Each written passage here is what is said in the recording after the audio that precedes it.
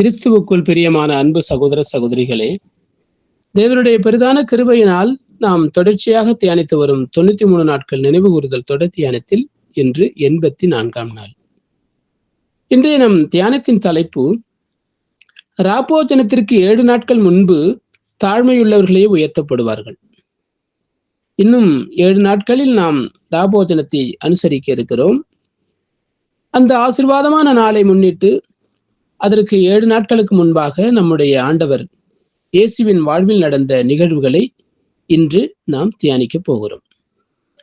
பஸ்கா பண்டிகைக்கு 7 நாட்களுக்கு முன்பு நமது ஆண்டவர் இயேசு எருசலேமை நோக்கி தன் பயணத்தை தொடர்ந்தார். வழியில் அவர் தனது 12 சீஷர்களை தனியாக அழைத்து தமக்கு நடக்கவிருக்கும் பாடுகள், மரணம் மற்றும் 3ஆம் நாளில் உயிர்த்தெழுதல் ஆகியவற்றை பற்றி தெளிவாக கூறினார்.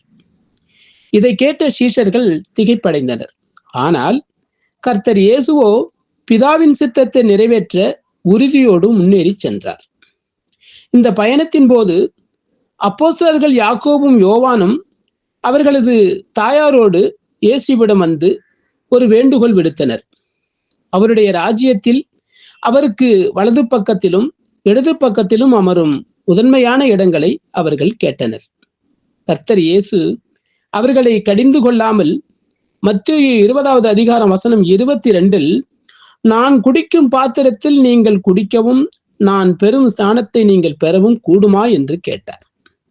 கர்த்தரோடு ராஜ்யத்தில் பங்கடைய வேண்டுமானால் அவருடைய பாடுகளிலும் நாம் பங்கடைய வேண்டும் என்பதை இது நமக்கு உணர்த்துகிறது.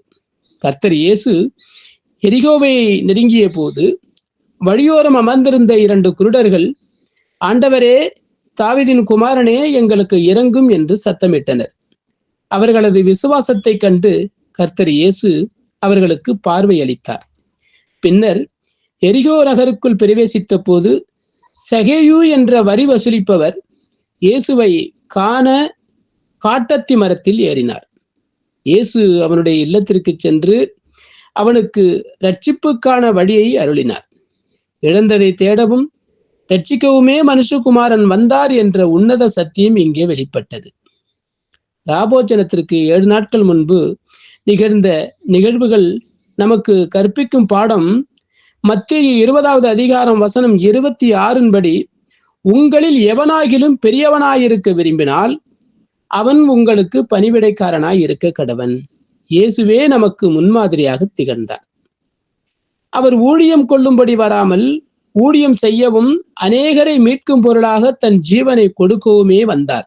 நாமும் அவரை போல தாழ்மையுடனும் ஊழிய மனப்பான்மையுடனும் வாழ தீர்மானிப்போம். நாம் கேட்ட இந்த சத்தியத்தை நம்முடைய இருதய பலகையில் எழுதி கொள்வோமாக. தேவ கிருபையும் இரக்கமும் தொடர்ந்து ஒவ்வொரு நாளும் நம்மை வழிநடத்துவதாக.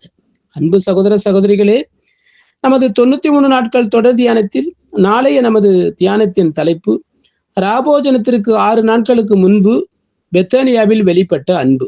இதற்கான ஆழமான சத்திய விளக்கத்தோடு நாளை நாம் சந்திப்போம். கிறிஸ்துவுக்குள் பிரியமான சகோதர சகோதரிகளே, இதுபோன்ற அநேகம் ஆழமான சத்தியங்களை முழுமையாக பார்க்க நமது சத்திய கருவூலம் யூடியூப் சேனலை சப்ஸ்கிரைப் செய்து பயன்பெறுங்கள்.